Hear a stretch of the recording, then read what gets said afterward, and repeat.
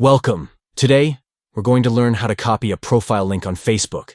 This simple process allows you to share profiles easily, whether it's a friend, a business, or an interesting page. Let's get started with the steps. Step 1. First, open the Facebook app on your Android device.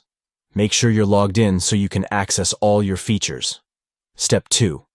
Now, navigate to the desired profile you want to copy the link for. You can do this by searching for their name in the search bar or scrolling through your friends list. Step 3. Once you're on the profile page, look for the 3 dots located at the top right corner of the screen. This will open a menu with several options. Step 4. In the menu that appears, tap Share this profile. This will allow you to easily copy the link to the profile. And that's it. You've successfully copied a profile link on Facebook. You can now share this link through messages on other social media platforms, or keep it for your own reference. It's a fantastic way to connect with others and share content that you find interesting.